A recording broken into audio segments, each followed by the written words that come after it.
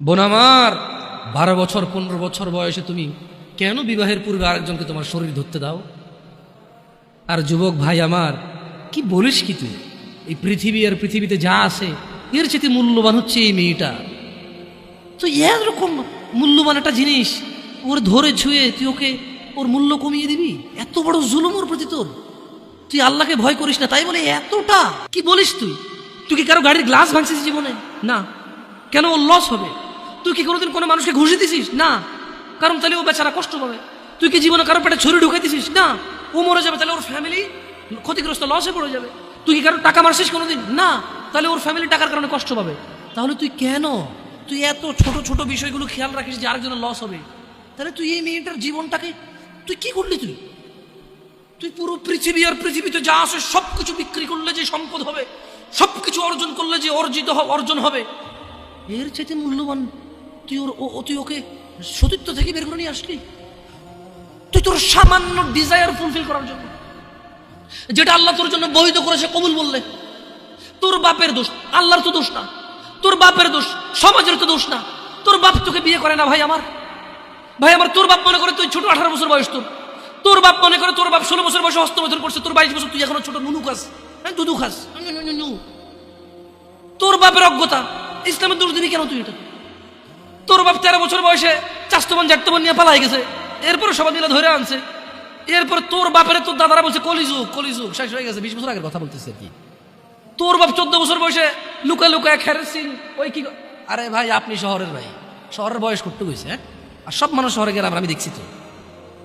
ঢাকা শহর খালি হয়ে যায় কেন তাহলে ঈদে? আমারে বলি না যে আমরা না ঢাকা শহরে থাকি, কিছু বুঝি না। হ্যাঁ, এবার বলবেন না আমাকে, আমি বাংলা পারি না, একটু পারি, এবার বলার দরকার নেই আমাকে। না, আমরা জানি আপনার সব মানুষই গ্রামের, ঢাকা শহর ঈদ হলে সব খালি হয়ে যায়, কই যায় এরা? হ্যাঁ, তো তোর বাপ ওই যে এখন কেউ বলি না যে সুপারি বাগান চেনেন না, ওই যে খেরের চিন, এগুলো বোঝেন না বললেন না আমার। যে জামশেদ ভাই যে কন্টেক্সটে কথা বলার বুঝে আসে না। হ্যাঁ, একটু শিখলে তো ও বলার দরকার নেই, কেমন? আমি জানি আপনি বুঝেন না, বুঝের ভান করার দরকার নেই। আচ্ছা, তো তোর বাপে 14 বছর বয়সে এই বাঁশবাগান আশবাগানে যা জেনায় লিপ্ত ছিল, তোর বয়স 25, কয় এখনো ছেলেটা বড় হয়নি। তো দোষ ইসলামের এখানে? তোর বাপের, তোর জান্নাতের প্রতি পরোয়া নেই, তোর টাকার প্রতি পরোয়া আছে। তোর বাপ তোর জান্নাত সেভ করতে চায় না, তোকে নাকি ভালোবাসে। তোর বাপ তোর ইজ্জতের পরোয়া করে না, তোকে নাকি ভালোবাসে। তুই নাকি ভালো মানুষ, পৃথিবী আর পৃথিবীর সবচেয়ে সম্পদশালী জিনিসটাকে শুধু একটা এই মুখে মুখে চুমু দিয়ে একটা ওই যে এভাবে ছবি তুলেছিল। হ্যাঁ, এভাবে হ্যাঁ, এরপরে ফোল্ডার বানায়, ফোল্ডার লক করে রাখছে যাতে কেউ না জানে। এরপর ওই মেয়ের বিয়ে ঠিক হয়ে গেলে ধমক দেয়, ছবি পাঠাবো একটা করে। সামান্য ডিজায়ার যেটা তোর হালাল ভাবে আল্লাহ দিয়েছে, একটু সবর কর, একটু সবর কর। তুই ক্লাস 5-এ পড়তেছিস, 6-এর জন্য ওয়েট করতেছিস না? তুই ক্লাস 8-এ পড়িস ভাই আমার, ছোট পিচ্ছি সোনামণি ভাই আমার। তোকে আমি আমার মাথায় রাখি, তুই বলছিস রাগ করিস না। তুই বললে আমি না, অত তো সিনেমা নাটক দেখি না, তোরাই কস। তুই বললে আপন, তাই তোরা আপন করে বলতেছি। আবার কইস না হুজুরের ব্যবহার খারাপ। উনি তুই করে কেন বল, উনি এভাবে কেন কথা বলে, নিজেকে কি মনে করে? না, তোরাই ডালে দেশ। আসলে তুই বললে আপন মনে, আমি এই জন্য ভাই তোরা আমার কইছিস তুই বললে আপন, আমি তুই বলি। আমি তো সৌদি আরব বড় হয়েছি, আমি তো দেশে বড় হইনি। আমি আসার পর সব ডাইরেক্ট দেখছি আসলে আপন জনকে তুই বলে। হ্যাঁ, তুই বললে আপন মনে হয়, আমি তোরা আপন মনে করি। কেন? 1450 বছর আগে আল্লাহ আমার কাছে তুই আমার ভাই, কত আপন তুই চিন্তা কর। তোরা তুই গুমরা কারে গুমরে ভাই আমার? তুই আমার আচরণে যাইস না। হ্যাঁ, তুই আমার কত পুরনো ভাই তুই জানিস? আমার মায়ের পেটের ভাইটা আমি যেদিন জন্ম হয়েছি বুঝতে পারছি, সেদিন আমাকে আমার বাপ মা, আমার পরিবেশ বলছো আমার মায়ের পেটের ভাই। কিন্তু অ্যাজ এ মুসলিম তুই আমার ভাই। 1450 বছর আগে এটা ঘোষণা হয়ে গেছে পৃথিবীতে। তোকে যদি আমি তুই না বলি, আদর করে না বলি, আপন না মনে করি, কাকে মনে করবো রে?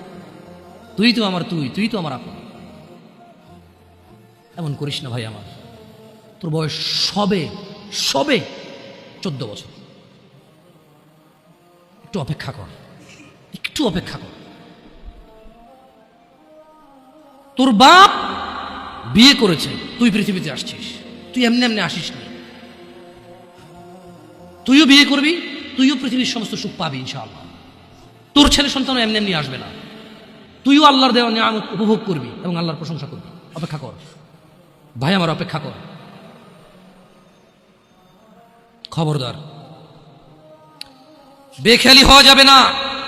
বেখেয়ালি হওয়া যাবে না। আর নিজের সামান্য ডিজায়ারকে ফুলফিল করার জন্য পৃথিবীর সবচেয়ে দামি সম্পদটাকে সবচাইতে সস্তা নিকৃষ্ট করে দেওয়া যাবে না। কেমন? বিয়ের পূর্বে কোনো মেয়ের গায়ে হাত দিবি না ভাই আমার, খবরদার। বিয়ের পূর্বে কোনো মেয়ের সাথে কথা বলবি না, খবরদার। তোর যোগ্যতা নেই ওর সাথে কথা বলার। তুই কে রে? বামন হয়ে চাঁদের দিকে হাত বাড়াবি না। আমার বোনরা চাঁদ। ওয়াল্লাহি যেদিন ইসলামী শাসন আসবে, যেদিন ইমাম মেহেদী আসবে, যেদিন ঈসা আলাইহিস সালাম আবার আসবে, ওনার বন্ধের উপর যারা হাত দিবে উনি হাত কেটে ফেলবে। তুই বামন হয়ে চাঁদের দিকে হাত বাড়াইস না। আমার বোনরা চাঁদ। ইসলাম মেয়েদেরকে চাঁদ বলেছে, আর তোকে বামন বলেছে বেটা। তুই বেটা ছেঁড়া খাতায় শুয়ে লাখ টাকার স্বপ্ন দেখিস, বিয়ের আগে মেয়ের গায়ে হাত দিস। তোর সাহস কত? তোর সাহস কত? তুই জানিস না মুহাম্মদ সাল্লাল্লাহু আলাইহি সাল্লাম বলছে নেক স্ত্রী দুনিয়াতে যা আছে ওর চেয়ে বেশি উত্তম। তুই কি করে ওর গায়ে হাত দিস বিয়ের আগে? তোর সেই যোগ্যতা আছে বল? তোকে আল্লাহ জাহান্নামে ফেলবে, তোকে আল্লাহ জ্বলন্ত আগুনে নিক্ষিপ্ত করবে, তোর শরীর পচবে, তোর শরীরের গন্ধে জাহান্নামীরা থাকতে পারবে না। তোকে এত নিকৃষ্ট শাস্তি